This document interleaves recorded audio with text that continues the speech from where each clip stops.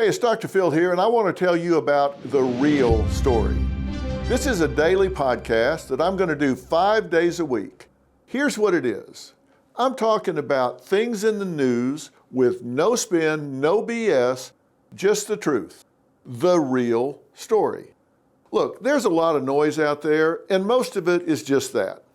It's noise. Members are engaging in willful and continuing breach of decorum. No, I'm really angry about this. No, because this I'm is what really people angry. need to... Whose university? Our university! And what I'm going to do every day is I'm going to make an effort to cut through the headlines.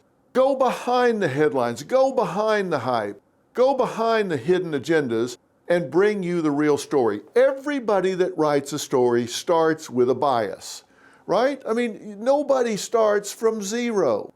And an awful lot of them have a really powerful bias. Our world's coming to an end. Help us, Jesus.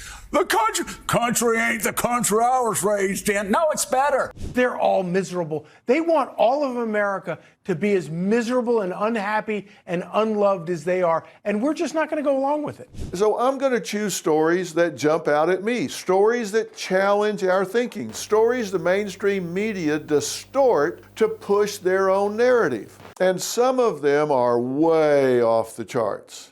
And it comes with bias from the left, bias from the right, bias from all different angles. We have not heard a single member of the Trump administration say that this was a mistake. Trump we did. Need leadership. Trump did. We need leaders who... For the record, and this is disgusting, the president made a spectacle out of praising a young man who thus far survived pediatric cancer. I'm not just talking about politics. I don't know anything about politics.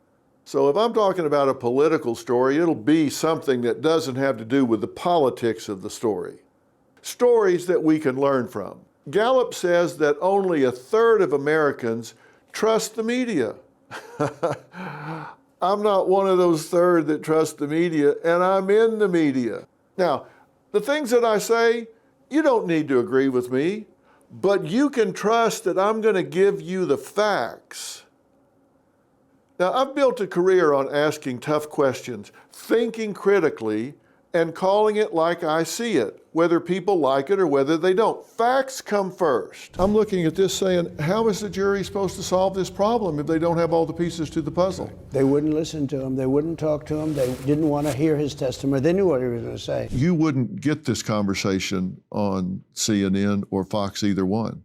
The conversation we're having where I'm saying, you need to listen to what he has to say before you make up your mind. We're clearly talking about a terror group. This is not a government, it's a militia, a terrorist group. To me, it seems that these politicians are creating what they fear the most. And you don't want to take any report at face value. Not from me, not from anybody. Do the homework, think for yourself, deprogram yourself, because the truth is out there. You just have to do a little work to get to it. On The Real Story, I'm going to talk about media bias, logical fallacies, confirmation bias, and the difference between education and indoctrination. I want to show you how I cut through the noise and how to get to the truth and make sense of the world around you. The News on Merit is where you can go for fair, factual, straight down the middle reporting. The Real Story is different. This is where I'm going to tell you what I really think, how I see the news, what it means, and what you can do about it. Now, I'm going to give you the facts. I'm going to say A, B, C, D. Here's what happened. Straight up, here's what happened. You can decide if it's good news or bad news. It's not just about what's happening. I want to talk about why it's happening. Anybody can talk to you about what happened, but seldom do they talk to you about why it happened, and more importantly, how. I want to talk to you about how to think critically, how to use knowledge as power. I've been saying for a long time, you either get it or you don't. One of the first questions you need to ask yourself is, what's motivating the people that are telling you the story? And what are the motivations of the people in the story? Think about this logically.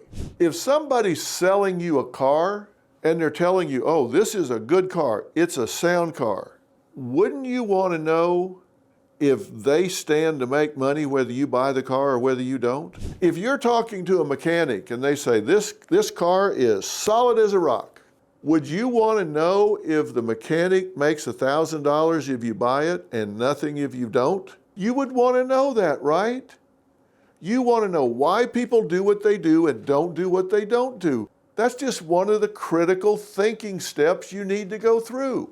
I want to talk about how to challenge the bullies, and there are so many bullies in the media. How to stand up, speak freely, and stop staying silent just so others can stay comfortable. I don't want people to come at you with things you don't agree with, but you don't have the information to push back. I don't want to just tell you they're full of it. I want to tell you why they're full of it. This week on The Real Story, we're going to talk about congressional crybabies. Members are directed to uphold and maintain decorum in the House. I say it ain't easy being green. Kermit always says that. You got to believe Kermit. I'm talking about Al Green on the Democratic side and Marjorie Taylor Greene on the Republican side. That means Congress doesn't vote. Am I talking politics? No, I'm not. I'm talking about human behavior. Here are two people, one on each side of the aisle, disrespecting our country, disrespecting the office of the President of the United States. And I don't care whether it's Trump or Biden. Don't disrespect the office of the United States of America. The push to eliminate the Department of Education. Donald Trump just basically had a photo op today. He didn't dismantle the Department of Education. It has to be done by an act of Congress. I would like to have an NBA or NFL of teachers, the most extraordinary teachers, teach the entire country. Who would run that? The Education Department? Is that a good thing or a bad thing?